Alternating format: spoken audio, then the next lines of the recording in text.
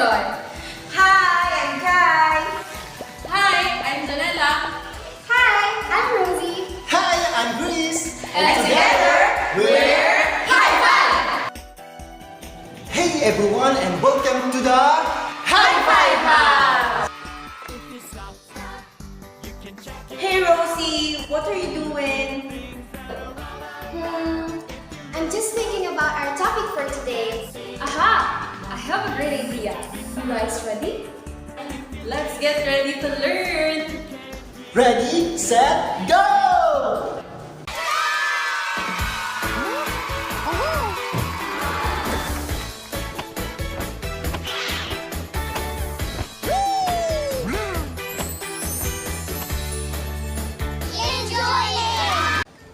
You know why this day is a special day? Because we have a lot of exciting things to learn. What comes to your mind when you hear the word persuasion? Did you know? The art of persuasion combined with language and reasoning is known as rhetoric. The goal of it is to examine the methods that authors or speakers use to educate, convince, or inspire various languages or audiences in particular contexts. According to Aristotle, it is a mixture of science of logic and ethical branch of politics. It is faculty of noting in any given circumstances its available tools for persuasion, specifically used in public events to persuade people.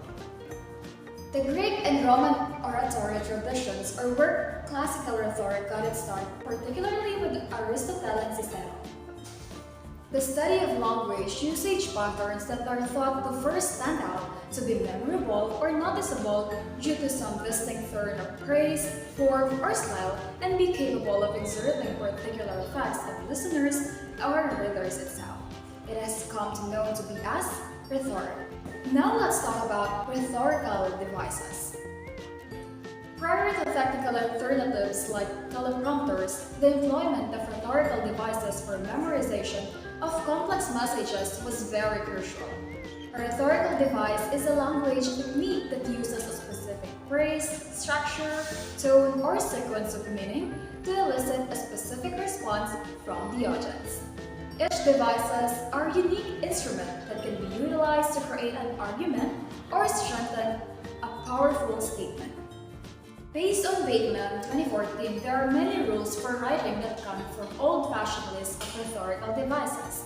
Even the very basic compositional guidelines like using 3 items in a list rather than 2 or 4 to emphasize a point or to make it memorable, such as sex, drug, and rock and roll, or blood, sweat, and tears. Or it could be using alliteration to make the first sound of the words repeat itself, or in mixture.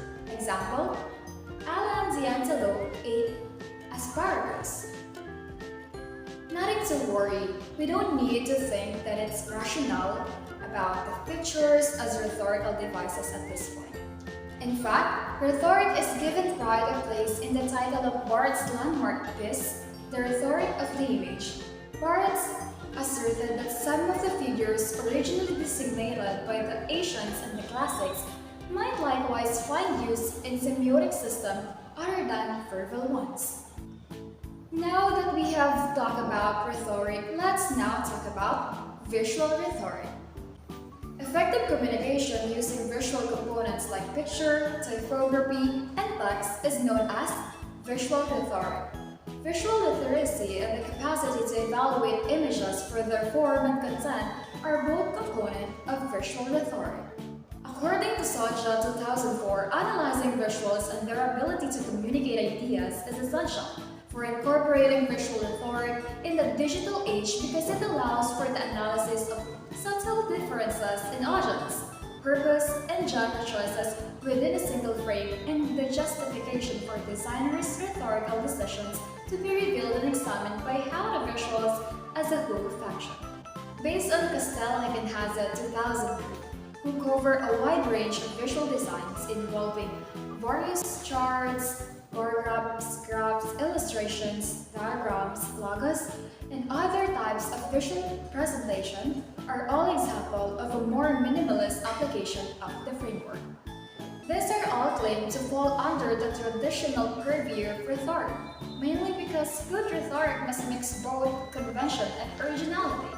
Imitation, in which tried and true models are altered and blended with innovative features, are a crucial part of this discipline. Kostelnik and Hassett believe that regardless of what prompted designers to imitate, the inclination naturally belongs to the field of rhetoric, which traditionally instilled distinct sets of techniques that required skilled imitation to achieve. Sciver defines document design as the process of producing text that, in a broader sense, integrate words and pictures and assist particular people in achieving specific goals.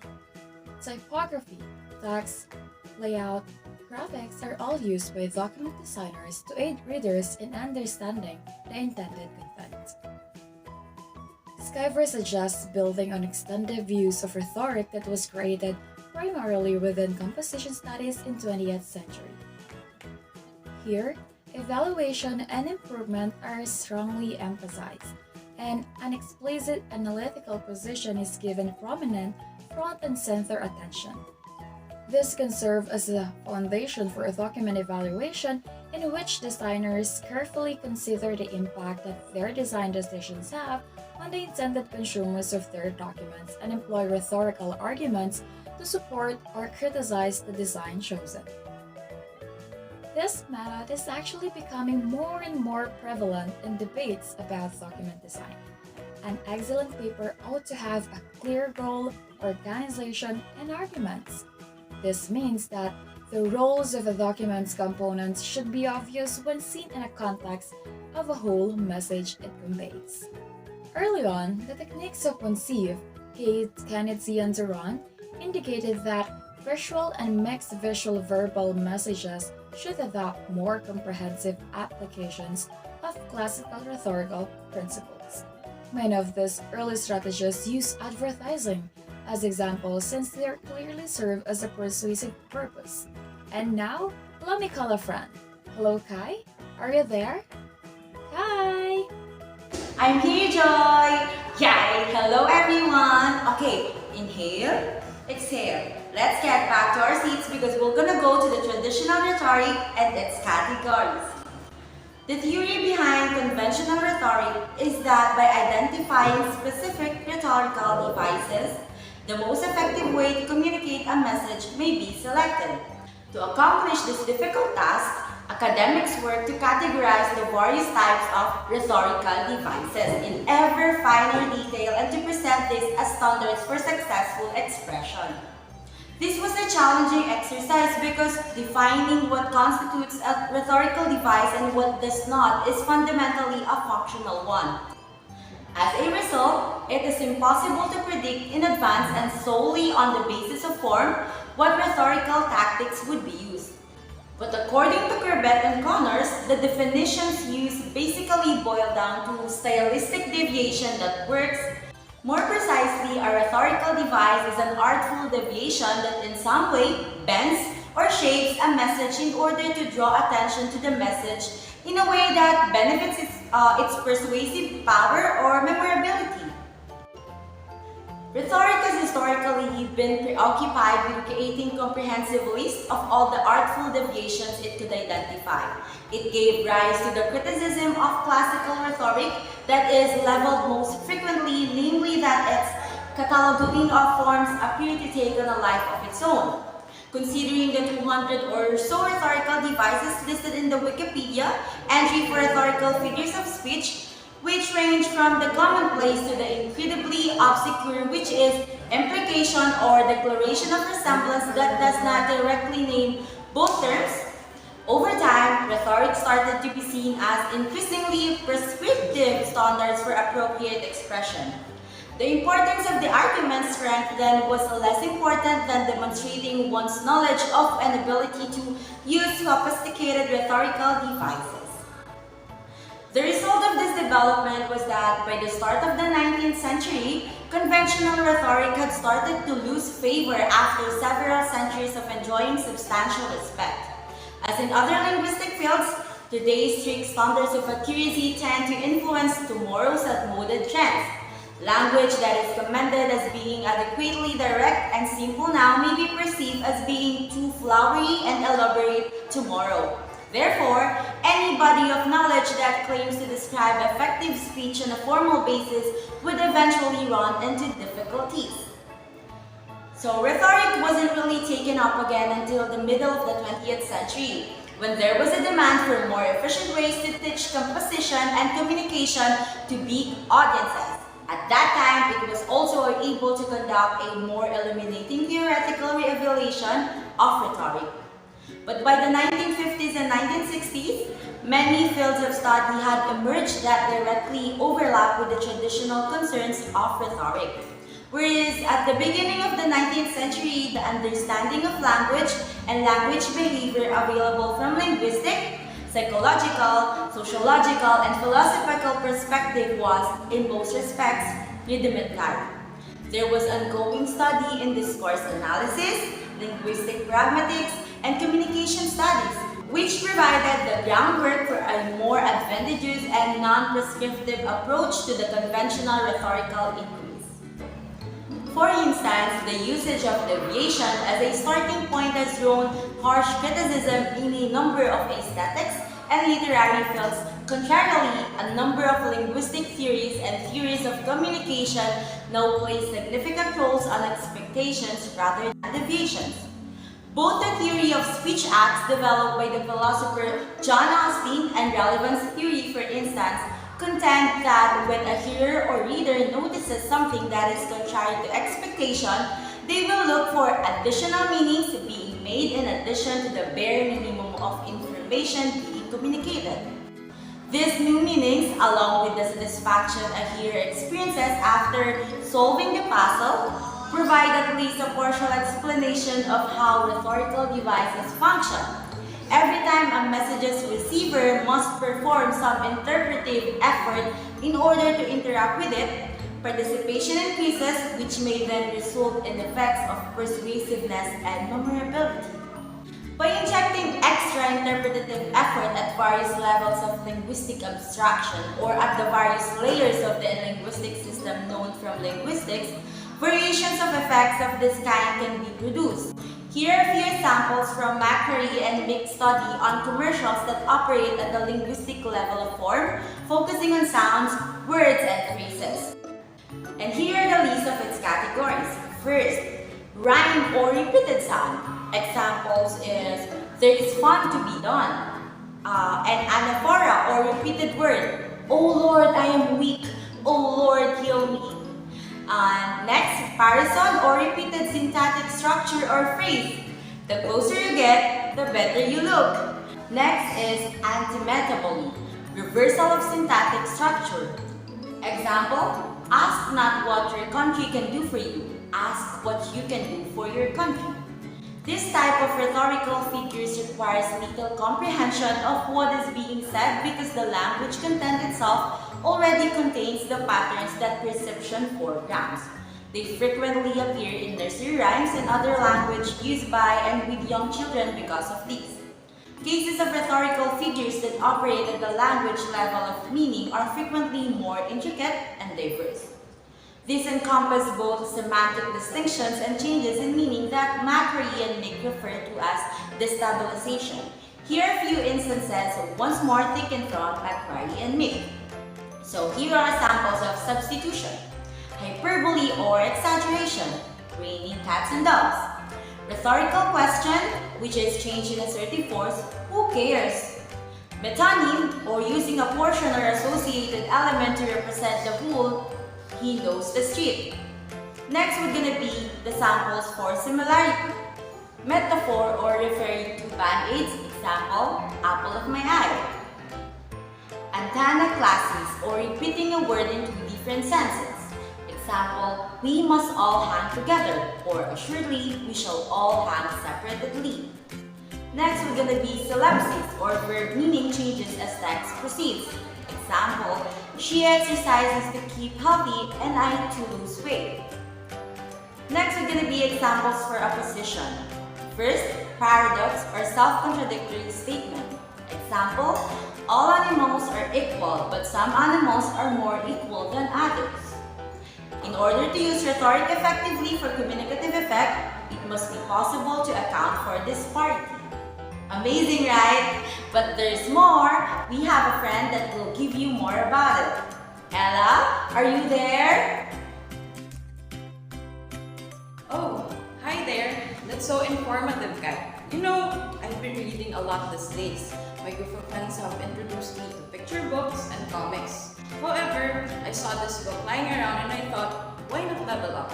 And as I flipped from one page to another, I kept on being amazed because the structure of sentences evoke a unique kind of image to my mind. As I keep going, I also keep feeling confused because some parts does not make sense. That's why I don't understand it. Fortunately, I met friends who helped me deal with this problem. Meet Edward F. McQuarrie and David Glenn, who introduced me to the world of rhetorical figures, especially to its first classification. Two words were stuck in my head, the schemes and the tropes. So, what makes them different?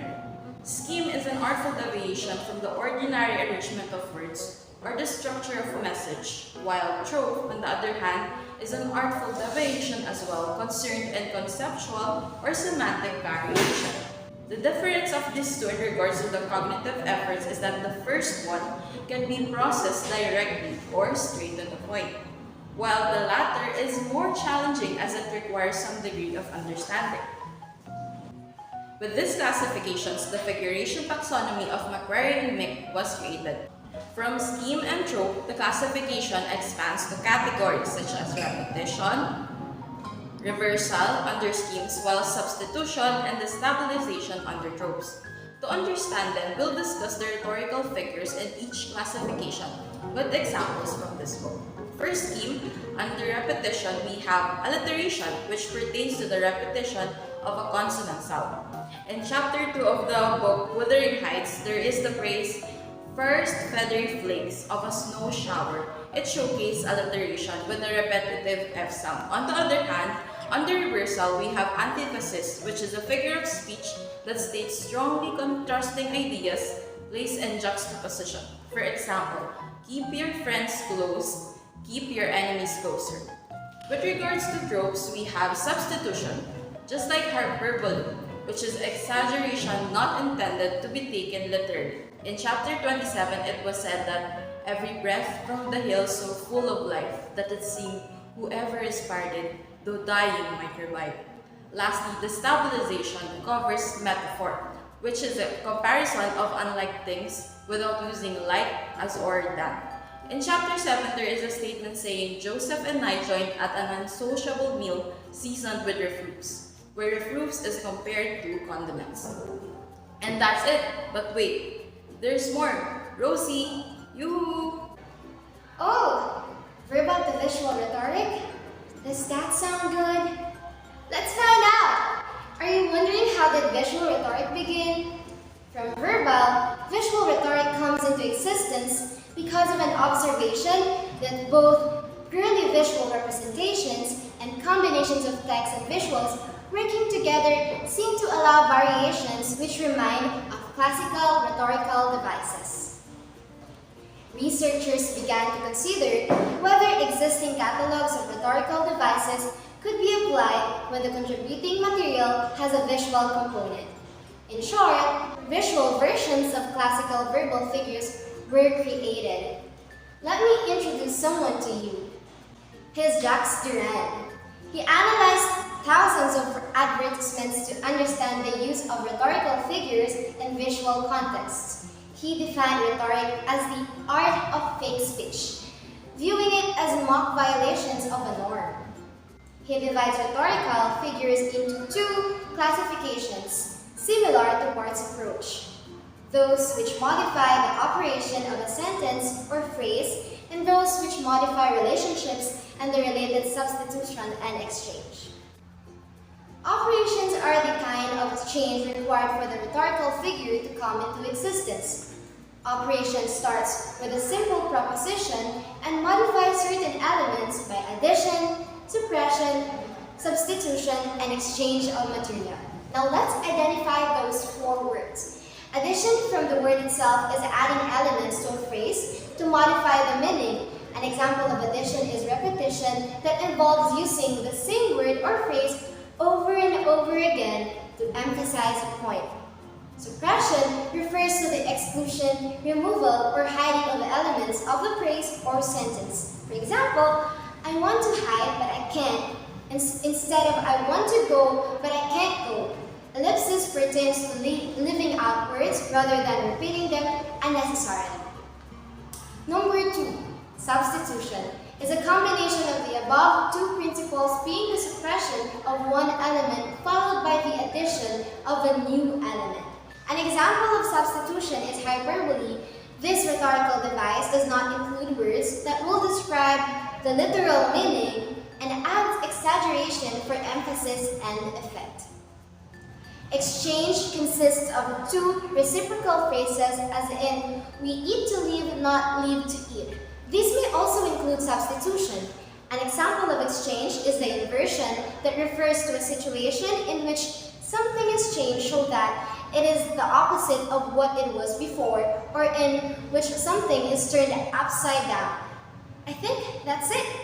Hope you learned something. Of course, we're not going to let you go by just like that. So let me call on our good friend, Cris. My friend told me that he need my help. Don't worry, I'm here to help you in expanding the categories while you can still recognize them. According to Marsh and White, draw on broad rhetorical principles in order to explicitly address text-image relations in a variety of forms of information presentation, including both traditional printed and new media. The basis of their classification is a combination of proposals from publications on text-image relations in education, children's literature, semiotics, journalism, library, science, and information design. It is important to improve the reliability of application of the categories proposed. For each rhetorical figure, Marsh and White provide that they term scope note. Scope notes are intended to give questions that an analyst can raise in order to identify the class of text-image relationship being examined and delimit it from other possible relations. Although having its own particular set of categories to apply, it resembles many other types of such analysis that we have within the image. For each pair of elements identified, what relations from the classifications can be motivated on the basis of the scope note. Here are the relations and their scope notes. The first one, decorate. Make the text more attractive. The second one, express poetically the spiritual qualities or effects of the objects depicted. Number 3, motivate. Encourage some response from a reader. Number 4, exemplify. Present a paragon that captures the essential meaning of a concept. Number 5, document. Provide factual or substantial support. Number 6, alternate progress. The text and illustrations take turns in progressing the story. Number 7, inspire. Using the text as a starting point. The illustration veers away to introduce new content that adheres to the spirit of the original story.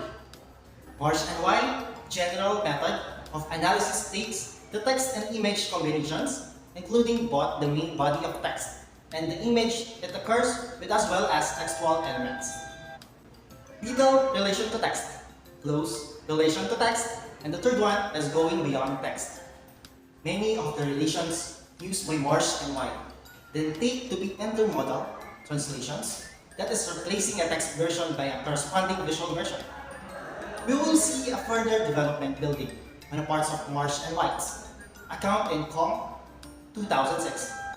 Com argues that Marsh and White's reasoning of relations does not yet succeed adequately in distinguishing overlapping and closely related terms, and so is less than adequate for constructing a more robust analytic account.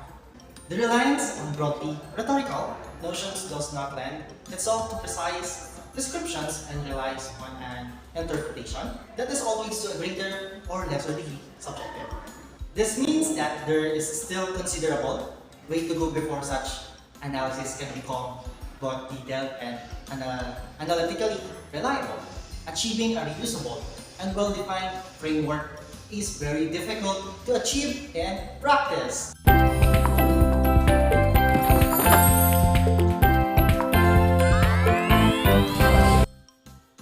Hi, how's everyone? Did you learn a lot? Before we let you go, let's do some quick recap.